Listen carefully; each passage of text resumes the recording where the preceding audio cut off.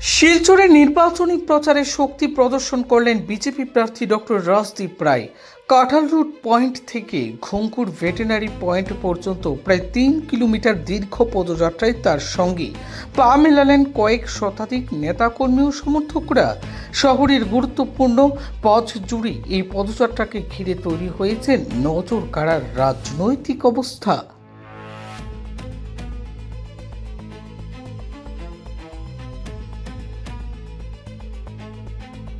পদযাত্রা জুড়ে সমর্থকদের উৎসাহ ছিল চোখে পড়ার মতো। উত্তরীয় ও ফুল দিয়ে প্রার্থীকে উষ্ণ অভ্যর্থনা জানানো হয়। একই সঙ্গে প্রধানমন্ত্রী জিন্দাবাদ, মুখ্যমন্ত্রী হিমন্ত বিশ্ব শর্মা জিন্দাবাদ এবং রাজদীপ রায় জিন্দাবাদ স্লোগানে মুখর হয়ে গোটা পরিবেশ।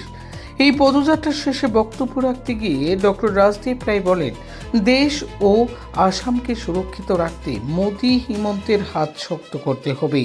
বিজেপি উন্নয়নের ধারায় এগোচ্ছে, তাই ভ্রান্ত প্রচার থেকে দূরে থেকে ভোট দেওয়ার আহ্বান জানানো হয়।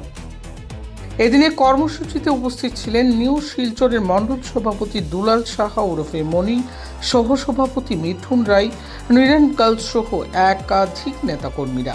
সব মিলিয়ে শিলচরের এই পদযাত্রা নির্বাচনী প্রচারে নতুন গতি এনেছে, এটাই মনে করছে রাজনৈতিক পর্যবেক্ষক মহল।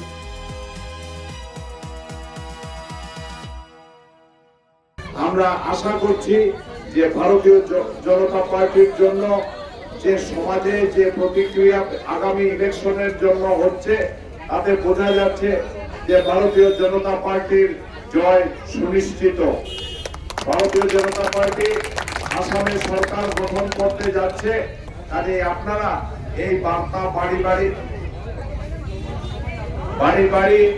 ঘরে ঘরে পৌঁছে দেবেন যে ভোট ভারতীয় জনতা পার্টিকে দিয়ে যাতে আমাদের এই অঞ্চলের উন্নয়নকে আরো প্রগতিশীল রাখার জন্য।